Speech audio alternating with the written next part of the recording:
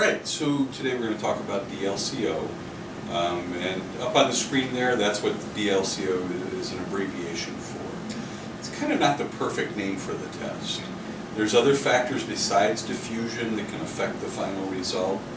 It's not a capacity. The capacity implies a maximum value. And it's a capacity, as it were, at rest if it's done properly. But if you exercise, you're going to increase blood flow through the lungs, and if you were able to measure a Dlco under that setting or right after you exercise, you'd see the Dlco much higher than what it would be at rest. So not the perfect name, but it's what we're stuck with. The CO stands for carbon monoxide, and it's doing a stand-in job for oxygen. Because that's really what doctors want to know. They want to know what is the capacity or the effectiveness of the gas transfer mechanism in the lung, transferring oxygen from the gaseous state to the dissolved state in the blood, and then eventually onto the hemoglobin. And hemoglobin, as you'll see, I'll mention that a little bit later, that's also plays an important role. I said there's other things besides the alveolar capillary membrane that can affect the Dlco. A real big one is hemoglobin. So we see a lot of hematology oncology patients that come in severely anemic, and their Dlco is low. But you may already know this, but if you don't, there's a way to mathematically adjust the measured value of Dlco on an anemic patient to what it would be if that patient had a normal level of hemoglobin. So it kind of allows the doc, by doing that correction, to say, that value is really low, but their lungs are fine. The gas transfer surface area is adequate, and the alveolar capillary membrane isn't too thick. It's just on the other side, on the capillary side, there's a scarcity of red blood cells. So doctors think of it this way, that it's, and in fact, all the physiology tests that we do, and these are all tests of lung physiology, how does the lung work? We tend to have this tendency, probably because it's necessary, to break what's a very complex organ down into a very simple model. The simple model that's used for Dlco is generally that we have a single conducting airway, a single air sac at the bottom, or alveolus at the bottom of it, and then we have a single capillary flowing by and touching the alveolar wall. That's kind of the conceptual model that we think of to help simplify things. In truth, we have anywhere from 300 million to a half a billion alveoli, and we know that the capillaries within the lung circulation, some of them are open under some conditions and closed under others. It's an incredibly complex organ, but we're going to try and break it down and keep it simple, and we have to. We're reporting a single number that's supposed to report on the status of this gas transfer mechanism in the lung. So this is kind of I think the best way to think of it is it's the ease of transfer of those molecules from the alveolar gas to the hemoglobin molecule on the red blood cell. And it's important that you don't just think of it as it's how fast it passes across that membrane. It's the whole journey, all the way to where it's going to reside on its journey to the rest of the body. And we know that hemoglobin is the oxygen carrier molecule that's responsible for the majority of the oxygen content being delivered to the tissues that need it. So it's an interesting test, the single breath, and that's what the SB stands for, diffusing capacity measurement, was first described just over 100 years. Last year was its 100-year anniversary of the test. And then it really didn't come into, so even though that's back in the early 1900s, I skipped a step here. There wasn't much interest until just during and just after World War II. And then at that time, the lung physiologists were there was a whole lot of interest in pulmonary physiology due to the war effort, World War II. There was, pilots were flying at high altitude. Submariners were staying underwater for a prolonged period of time and being exposed sometimes to the exhaust gas of the engines that were transporting those submarines. There was just a lot of reasons why the military was interested in how the body worked, particularly with respect to the lungs. And physiologists were sort of looking at different ways to assess the gas transfer capability of the lung. And in the 1950s, they determined that it was this technique, out of about a half a dozen different techniques for assessing the patency or the efficiency of that gas transfer mechanism, that this technique was it didn't require a blood test like one technique did, and it was the most repeatable. And that has some attraction. When you're thinking about taking something to clinical use, less invasive is better, and particularly for lung measurements, any kind of lung physiology, as you know, doing spirometry, you could have the patient do everything right on spirometry, except if they don't take in the biggest breath possible, the numbers that you're reporting don't reflect that patient's actual condition, right? So repeatability is one way of getting at, did they take in their deepest breath? It's the only way of ensuring that you can sort of hit the same target twice. Other than that, if you've run into a patient yet that's not taking in a complete inspiration, you probably found that, wow, I don't get this. The numbers, every time you try it, I get a different set of numbers for FEC and FEV1. That's usually the mistake. If they're doing everything else right, it is the mistake. That's the reason why you're having differences. So to have repeatable data on a test has some real appeal for a lung function laboratory. So they started publishing standards for this test, or recommendations, in 1995, and so they updated it about 10 years ago, or 10 years later, which is now 10 years ago. And I'm not sure if they're going to do that anymore. I've highlighted a few things here because when I'm talking to people who've been doing this for a while, they may have been familiar with the old set of standards, the 1995 standards. And these are the standards that change, the ones that are highlighted. But let's cover all of these. And basically, have you watched the Dlco test being done? Okay, so the patient gets on the mouthpiece, they just relax, they breathe normally, and then the tech will coach them. They'll first tell them what's going to happen, because the patient's got to know, right? You got to kind of verbally explain it to them and try to keep it simple, and finish with your instructions saying, look, you don't have to remember any of that. All I want you to do is listen to my voice. I'll talk you through it step by step. Because it is a lot to ask of a patient. You know, if you just imagine yourselves in the hospital or at the clinic because of whatever. Some of these evaluations we're doing are pre-op, some of them are related to, you know, we want to get baseline values before starting chemotherapy. Sometimes it's, we want to check for pulmonary toxicity related to chemotherapy, or there's an antiarrhythmic drug, amiodarone, that has can be toxic to some people, and this test is useful for teasing that out. Usually patients come here, they got a lot on their mind, so we can't really ask them to do too much. But what you do owe them is a good, simple explanation of what's to come, and then the assurance that they don't have to remember anything that you just told them, that all they have to do is listen to your voice.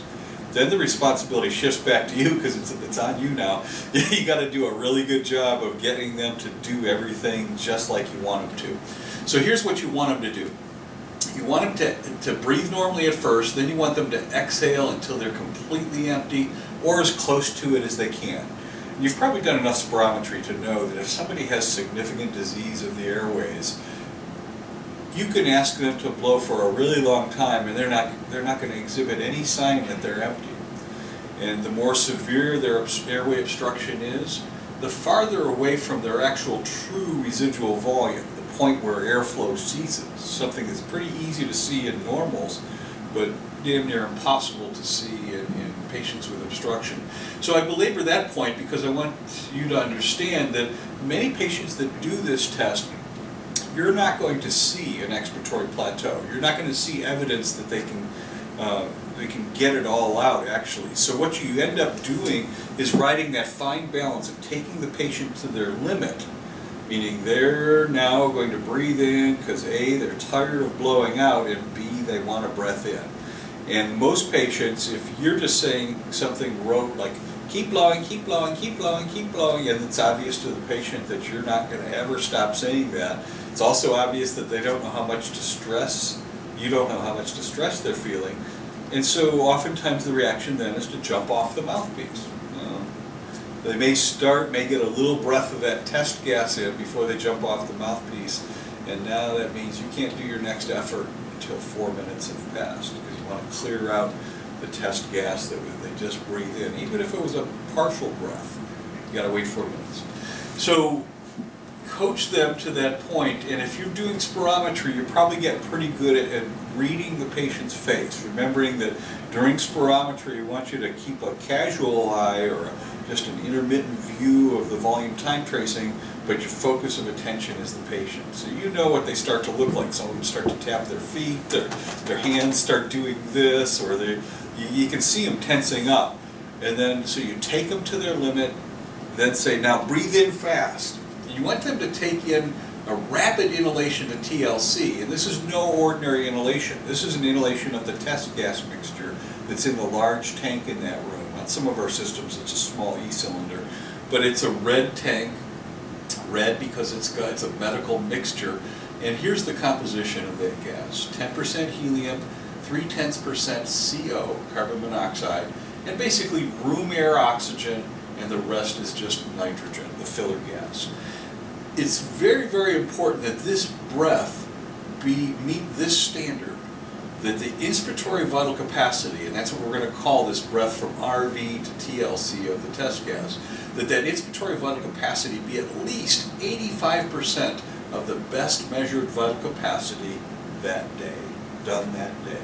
So what that means is if a patient has a spirometry and a DLCO scheduled here, we're always going to do the spirometry first. Why? Because we need to know what the best VC or FVC obtained on spirometry is, so that we can compare this number to that and make sure that the patient really is getting in what the people who write the standards for this test say is absolutely necessary to get good, valid results. So the standards are, I didn't tell you that, but you've probably heard it with respect to spirometry, and you've seen it in the spirometry comments. Tests meet ATS, acceptability and repeatability criteria. So it's the American Thoracic Society, and in the latest set of standards published in 2005-2006, it was also, they were conjoined by the European Respiratory Society. So it's really kind of an international standard now on how to do lung function testing. So we want to make sure that and just for around here we say ATS because we're American, right? So we meet the ATS standards for the minimum vital capacity that they breathe in. Then the patient is required to hold their breath for 10 seconds. So while they're on our mouthpiece, most of the systems here, let's just say I asked you to breathe in a big deep breath and you went, and then I said more, and you got a little bit more in. The system will allow you to do that for a period of time, but after a few seconds has passed, you'll hear a little click, and what that is a balloon valve filling or a shutter closing that completely seals off the manifold that the patient is attached to. So they can neither draw in more breath nor can they exhale. And that's really our insurance. It helps the patient hold their breath so they're not leaking out air. It's really hard when you're at total lung capacity. The elastic recoil force of the chest wall and the lung both are moving inward. They would like to go back to their close to their normal resting shape. So like any elastic structure, like a rubber band, you pull a rubber band and you let it go, it wants to return back to its normal length. And so elastic recoil is very similar to that rubber band, but it's a structure who has elastic properties. You use muscular force to enlarge the thorax, that draws the gas in, but now the thorax, the sort of semi-flexible but rigid structure would like to go inward. It would like to go to a lower lung volume, and so would the lung. And so if that shutter didn't close, most patients during that 10-second breath hold would do a slow, gradual leak of air out, and that would make it difficult to calculate what their true diffusing capacity is. Because what we're doing is we're reporting that the gas exchange efficiency of the lung under certain conditions, and one of those conditions is that the patient be at or very, very close to total lung capacity, a completely full lung. Okay, that's important. So if you do it at less than a full lung, you're going to get a lower volume or a lower DLCO reported. Make sense? Mm-hmm. All right. So there's the effective breath hold time. 10 seconds is ideal. The range is from 8 to 12. In some patients who are doing this test, those that have severe obstruction, after the breath hold, we ask the patient to exhale back out again. And we sort of voluntarily discard the first 750 mLs that the patient's breathing out. Why? Well, because we know that a good portion of the patients that exhalate, if you're holding your breath, the first gas that's going to come out of your lungs when you start exhaling is the gas that resided in your upper airway, and trachea, and the right and left main stem bronchi, where there no gas exchange is taking place at all. And so we don't want that gas mixed in with gas at the level that we're really interested in, at the alveolar level. So we discard the first 750 ml, and if you remember the calculations for, what's the approximate anatomic dead space, 750 ml exceeds what, by a generous amount, what you would expect the anatomical dead space would be. But we also know there's physiologic dead space, that is gas in alveoli that's not coming in contact with pulmonary capillary blood flow, so no gas exchange is taking place. There's no way to compensate for that. We're really just trying to get past that to closer to an end expiratory level. And then we'll have them discard the first liter and then collect the next 750 mLs. Now, I say discard the first liter, we can actually go down and discard less than that, and we can collect less than that.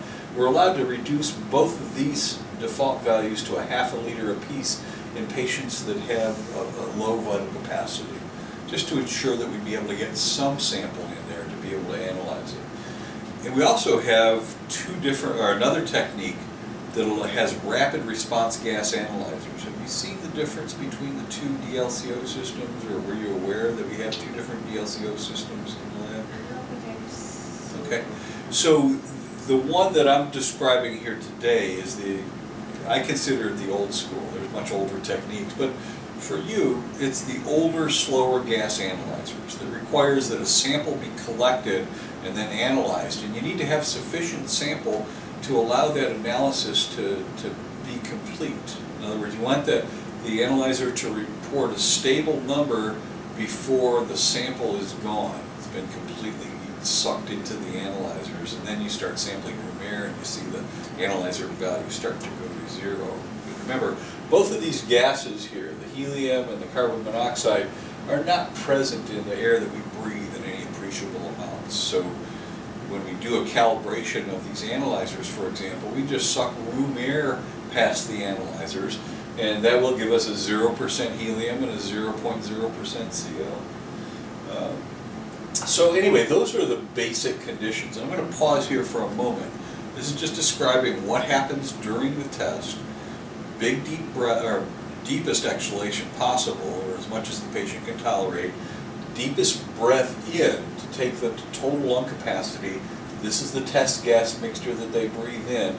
They hold their breath then to allow the carbon monoxide that's in that test gas to come in contact with the passing pulmonary capillary blood supply and be taken up into that bloodstream, and it quickly attaches onto the hemoglobin molecules. So that's conceptually what's happening here. And the numbers that we report are just trying to characterize how well that went for that patient. Well, how efficient is that mechanism in this particular patient? Does that make sense? Mm-hmm. Okay. All right, so just focusing in on those two gases. Helium is inert. It's not water soluble. Inert means it doesn't like to react with things. Helium is just kind of, I think in chemistry class, if you remember back when they were doing the periodic table, they described some elements that were called the noble gases. Yeah, noble, kind of aloof, meaning they don't mix well with things. Helium's one of them. It's not water soluble, and if a gas is not water soluble, it's not going to go across the alveolar capillary membrane. So what that means, we're going to take, it's here because of that property. It's here in this gas mixture because we wanted a gas that would go into the lungs along with the CO, but unlike CO, would not pass across the pulmonary capillary interface. It would just come out with its concentration reduced simply because we always have a residual volume and that residual volume that was there in their lungs when they started breathing in the test gas would dilute the helium in the inspired gas mixture, and then by exhaling it back out again, it would report the degree of dilution. Does that make sense? And that'll become important in just a second. So you might be wondering, okay, I get that, but why do we want a gas that'll do that? Coming to that. So here's why. CO is also going to be diluted by the residual volume, and it's the same residual volume. So it's going to alter the CO concentration downward. It's going to reduce it because it's diluting it. And because we know the degree of dilution that occurred with helium, we can say, okay, if the helium dropped to 50% of what was inspired, that means the CO also dropped to 50% of what was inspired. So that's the concentration that was in the alveolus at the start of the breath hold, right? You'll see that in a second here. So we're interested in what happens. We're not interested so much in the dilution of carbon monoxide, but it is important to us to be able to precisely quantify how much of the carbon monoxide disappeared because it actually went into the bloodstream. So here is a conceptual way to put it. So picture this as being the start of the breath hold. We'll call it time zero.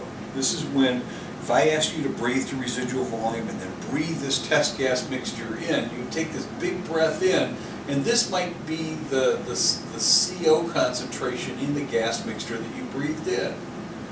But the helium would tell us, well, no, there was almost a 50% reduction in the helium, so you have to do the same thing with the CO. So we do that, and it reports, we do a calculation based on what the helium was diluted, and it tells us that at time zero, when the gas was in the alveolus at the start of breath hold, this 0.3% that the patient inspired fell to this percentage.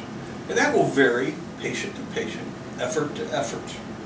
That's why the helium's there. It's to assist us in precisely estimating what was the CO at time zero. Then the patient holds their breath for 10 seconds and they blow out. Part of that exhalate is discarded, the next part is collected as a sample, and then it's analyzed. And so in this example, I didn't provide any figures, but let's just say it looks like it went down to about 0.05%. So the actual uptake of CO during that breath hold would be represented by a line connecting the final concentration we analyzed after they held their breath for 10 seconds to this initial concentration that we estimated it to be after we took into consideration the dilution of its concentration by the patient's residual volume. Does that make sense? All right, that's good. Because I'm not going to ask you to do any math here. That's why we got computers. What I want you to do is just stay relaxed, stay open, and think about this. Does everything he's saying make sense? And if it doesn't make sense, or if you go, I just don't get that, that's okay. Just tell me. All right. So there's a couple of numbers, and I wish I would have, at this point, a sample report just to show you, but let's just take these things. We actually do report this on the testing screen. We actually do report this on the report. But you'd be surprised how many people don't really know what the VA means. It means volume alveolar, but here's what it really is. It's an estimate of what that patient's total lung capacity is based on the size of their vital capacity of the test gas mixture and the dilution of the helium concentration by the patient's residual volume. So we know total lung capacity has two components. If we break it down, it's the residual volume plus the vital capacity. So the vital capacity is the patient's inspired volume, this VI, or on the report, the testing screen, you'll see it as IVC, inspiratory vital capacity. We take into consideration the dead space of what they're breathing in, the whole mouthpiece filter and the manifold right in front of where the gas comes in. So you can kind of ignore that. The system does that for you. And then we multiply that inspired volume by this operation, this fraction here, which is the amount of helium, the concentration of helium that went in divided by what came out. we've already said that happens because of dilution of the helium by the residual volume. So here's an example. If the patient had a 2.7 liter inspiratory vital capacity, the test gas mixture was 10% helium, and at the end of the breath hold, after they exhaled, when the CO analyzer started reporting a stable number, this is what was showing. Well, you can see that this is just, the result of this will be a little less than 2. And if we take 2 times this number, that's basically, and then there's some fudge factors in there too. But I'm not interested in having you do this calculation. I just want you to get a feel for what the computer is doing. So it's not black box. It's just, we do the test and it spits out these numbers. And what's important to me is that you see here that this is really important. That the inspiratory vital capacity, we already said that was in the standards, that it must be at least 85% of the best VC measured that day. And then you see that this gas in the gas mixture plays a huge role in estimating the effects of the patient's residual volume. And in this operation, it's going to estimate what is the patient's residual volume so that we can come up with an estimate of what the total lung capacity is during the breath hold time when they had that test gas mixture in. So I want to just say that not every patient is going to give you a value for VA that's going to be a good agreement with what you would get with a body box measured TLC. If you do this and your lungs are in good shape, the VA that we get on you is going to be within about 10% of the TLC we get in the body box. So it's a pretty good estimate. But when patients have airway disease, then that inspired test gas mixture goes to the areas in their lungs that have the least resistance first, and then the latter part of that inspiration will be the higher resistance areas. In other words, you'll have not good distribution of the inspired gas. It'll go to some areas where there's a high residual volume, and some areas where that region has a low residual volume. The airways are more open. So it's not a good estimate of TLC when obstruction is present. However, it's the best we got. For our purposes, we use it on every single patient we use as a DLCO. This is the number that's standing in and the calculations you'll see in a little bit for, well, what was that patient's total lung capacity? So remember, when we go back to this, we're looking at a percentage of CO, a very low percentage, and then we're looking at, well, what did that percentage change? I said this slope here is the rate of CO uptake. And it's basically saying what percentage disappeared over the 10-second breath hold.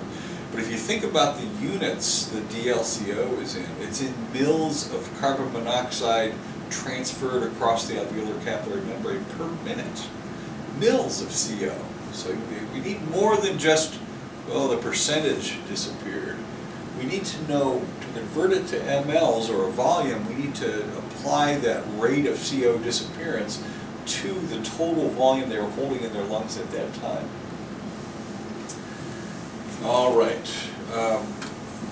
So this is not getting into, we're going to leave calculations for a little bit and just kind of get into, the physician's mind when they're using these test results. There are 2 major components of the conductance DLCO. Remember that there's 2 ways to think about things. When you think about the pathway that oxygen has to go from the atmosphere down to the red blood cell, you can think of it as a series of resistances.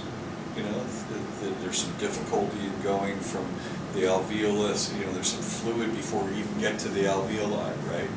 So the oxygen molecule has to pass through that fluid, has to pass through the capillary membrane, or the alveolar membrane, then the capillary membrane, and then there's fluid in the capillary, then there's the red blood cell membrane, and then it gets to the hemoglobin. So there's a series of resistances in its pathway to where it finally wants to go. Well, what is a conductance? A conductance is it's the reciprocal of a resistance. It's exactly the opposite. So if resistance is something that sort of impedes your path to get somewhere, conductance would be something that would ease your transit somewhere. So the docs tend to think of this in terms of, well, they think of it both ways, depending on who you talk to, but there is conductance, there's a convenient sort of separation of these two things. One is sort of a lung component, and the other one is sort of a blood component. And I just mentioned it here. So they talk about the lung component as being the diffusing capacity of the membrane. They mean the alveolar capillary membrane, mostly alveolar membrane. And there is this. This doesn't, you know, I'm gonna skip past this. This is not as important right now, but this little strange looking symbol there is called a theta, and it's really the rate of uptake of CO by the red blood cell. And it really varies with the oxygen level in the alveolar gas. That's why when we have patients come into our laboratory on oxygen to do the Dlco test, it's ideal to have them off their oxygen for 10 minutes before you do that. However, having said that, our patients sometimes are so sick that they can't tolerate being off for 10 minutes. Some of our pre-transplant evals. And many of our patients can't, you know, and those with IPF, take them off their oxygen, and within a minute or two it plummets to a pretty unsafe level. So oftentimes what we're doing with those patients is just reporting that the oxygen was removed immediately before the Dlco test. So because the effect of that is the higher the oxygen in the alveolar area, the lower the Dlco is, the lower the reaction rate of carbon monoxide and hemoglobin is going to be. Because oxygen and CO are competing for binding with the hemoglobin. So if you increase the oxygen, it's going to win more of those competitions with CO. That's usually why I bring that up. But for right now, so let me just, I'm going to go past, wait, no, this is a pretty good one. Hang on 1 second. Okay, so this is just kind of a conceptual way of thinking about the alveolar space on one side and the blood plasma on the other. Remember I mentioned there was some water that the oxygen molecule had to get through first. And then this is a single barrier here, but it's really the alveolar capillary membrane. And so if you look at it, this is the effect of any kind of thickening in that barrier, is that it takes a long time to make that transit from one side, the alveolar side, to the capillary side. And this is why many of our patients, in fact, years and years ago, it was kind of a clinically useful thing to know that when the patient's Dlco was 50% of predicted or less, and at rest, they didn't require supplemental oxygen, their saturations were just fine, that there was a really high probability that a patient whose Dlco was that low was going to desaturate if they exerted themselves. Why would that happen? Well, when they exert themselves, their oxygen demands go up, their cardiac output goes up, and you can do that by two mechanisms. You can increase the stroke volume, and you can increase the rate. And so that's what we usually see. When a person starts exerting themselves, their heart rate goes up. But when the heart rate goes up, it means that every beat of the heart, every stroke volume, is going to spend less time in the lung before it gets pushed on to the rest of its journey. And when you have a thicker barrier that it has to get through, sometimes that leaves it an inappropriate or insufficient amount of time to fully transfer across. So you get this sort of inefficient transfer results in arterial hypoxemia.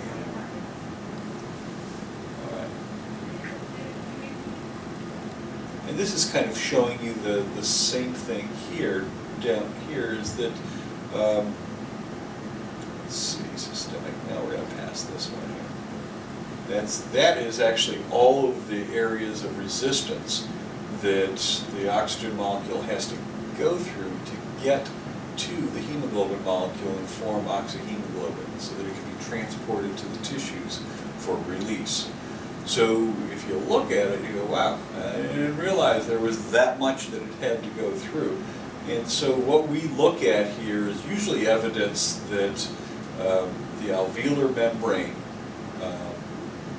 is being thickened, or as an emphysema, that there's less surface area of that membrane there. Emphysema is a destructive disease where a lot of alveolar spaces are just literally obliterated.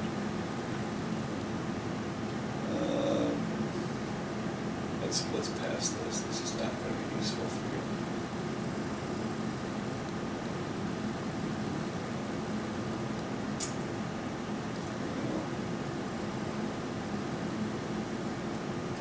So I think this is worth showing you. So you know that when a patient comes into our laboratory and we're looking for evidence of significant airway disease, they often come in with an order to do spirometry before and after bronchodilator if obstructed.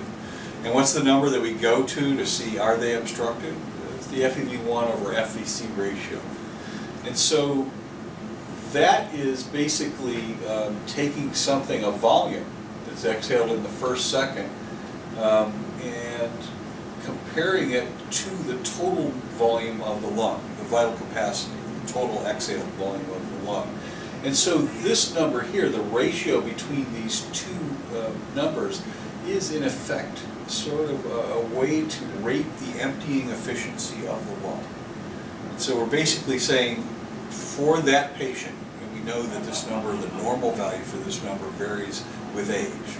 We get less efficient at moving air as we age, in part because of loss of collagen and elastin fibers in the lung that hold the airways open. And as you age, those fibers break down, not only in the skin, but also in there, where they're providing a valuable support mechanism for those airways.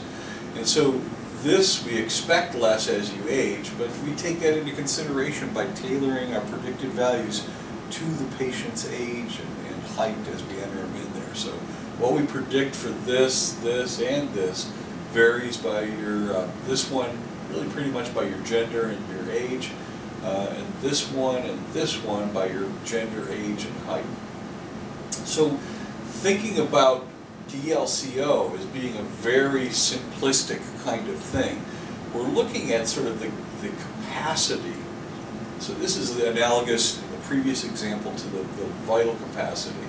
So that's the total gas exchange capacity of the lung. And we can see that it has two components. Now, remember back when I was telling you how we calculated VA based on the dilution of helium and the size of the test gas mixture the patient inspired. So that's where that VA comes into its importance. It's one of the two things that's used to calculate the Dlco. I mean, you saw the calculations. There's more to it than this, but this is all you really have to know, is just that there's two things. What was the size of that patient's total lung capacity, and what was the rate of CO uptake? That's the slope of the line that I said that slope represents the carbon monoxide uptake during the 10-second breath hold. That's what the KCO is. K stands for Crow constant. So we saw that this is how VA was estimated. Vital capacity times this ratio, what went in and what went out. Knowing that helium just bounces around, gets mixed with whatever gas is there, comes out in a lesser concentration.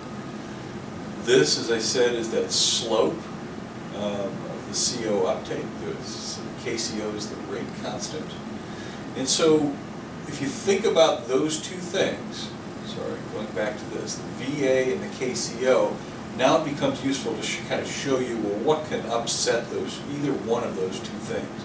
So just going to run through this. I don't expect you to memorize it. I just wanted to expose you to this, just to give you an idea.